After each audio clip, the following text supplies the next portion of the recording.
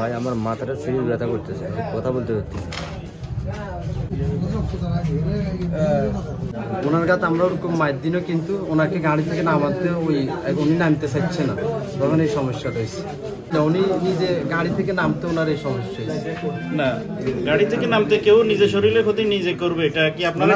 হুন্ডাটা নিয়ে আসি আমি, আমার এখানে ধরে ডাকাতের মতো ফিরছি। আচ্ছা, ফিরছে কেন? ফিরছে ওই যে আমি বলে অটো, আমার গাড়ি লাগে বলে অটো ফুরে গেছে, এটার লাগে আসি।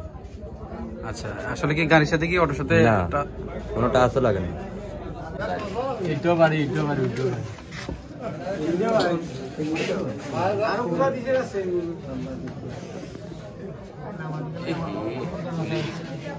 লাড়ির ভাই সব হাতের লেগে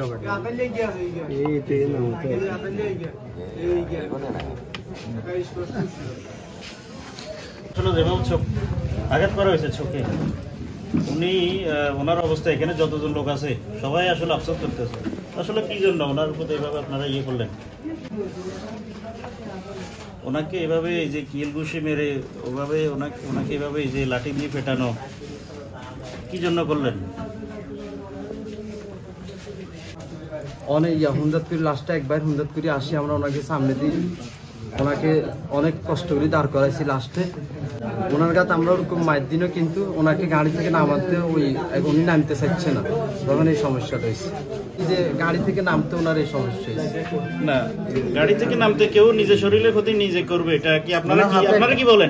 ওনার নিজের হাতে, ড্রাইভারের নিজে নামতে গিয়ে নিজের হাতে নিজে, আপনার বিবেকে কি বলে যে এই বিষয়টা উনি নিজে করবে, শরীরে নিজে ক্ষত করবে, এটা কেউ কখনো মানবো? এখন আপনাদের এটা অন্যায় হয়েছে।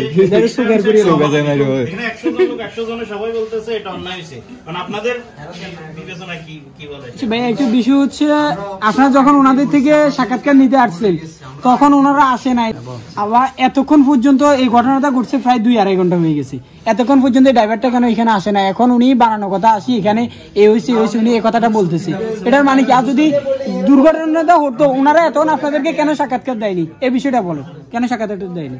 ওই যে আমার বাড়ির পাশে আমি যে আমার গাড়িটা ধুইতেছি, মানে আমার একটা গাড়ি আছে, গাড়িটা ধুইতেছি, তখন দেখতেছি উনি ট্রাক চালায় আগে দিয়ে যাইতেছে, তারপরে যায় পিছনে দিয়ে 3জন ফোন দেওয়া বুঝছেন নি, মানে ওরা মানে দাওয়া করতেছে, মানে দর বলতেছে শুধু, বুঝছেন নি। তারপরে যায় মানে কিছুক্ষণ পরে দিয়ে দেখতেছি মানে কত এক দাগ মাথায় আর কি দেখতেছি, মানে খালি সিরগানি শুনতেছি, বুঝছেন নি। তারপর আমি গেছি দেখতেছি মানে এরা মানে ফিরতেছে 3জন, আর মানে চোখের সমস্যা হয়ে গেছে। এখন মানে ওদেরকে ডাক দিতেছি, তারপর আমার কথা প্রথম শুনতেছে না, পরে মানে আমি ইয়ে করছি, তারপর শুনছি, এই এতটুকু আর কি। মানে আমি তো যা জানি তা কথা বুঝেন না, আর ওইদিকে তো কি সমস্যা হচ্ছে তা তো আমি জানি না। আমার এই ওরা বলতেছে যে একটা অটো পড়ে গেছে, আমার গাড়ি লাগে, তো এরপরে এরা হুন্ডাটা নিয়ে আসি, আমি আমার এখানে ধরে ডাকাতের মতো ফিরছি। আচ্ছা, ফিরছে কেন? ফিরছে ওই যে আমি বলে অটো, আমার গাড়ি লাগে বলে অটো ফুরে গেছে, এটার লাগে আসি। আচ্ছা, আসলে কি গাড়ির সাথে কি অটোর সাথে কোনো টাচও লাগে না।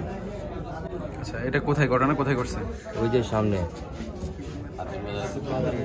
আপনার নাম কি? আপনার নামটা বলেন। মোহাম্মদ হোসেন। কোথা থেকে আসছিলেন, কোথায় যাচ্ছিলেন? যাবো নবী বাজার। আচ্ছা, ঘটনা কখন ঘটছে? কিছুক্ষণ আগে। কি দিয়ে মারছে ওরা, মানে ধরেন? লাঠি দিয়ে আর ঘুষেছে। এখন যে আপনারা মারছে, আপনি এটা কি চান? প্রশাসনের কাছে কি চান? এখানে জনগণ আছে, জনগণ এই বিচারে তাই।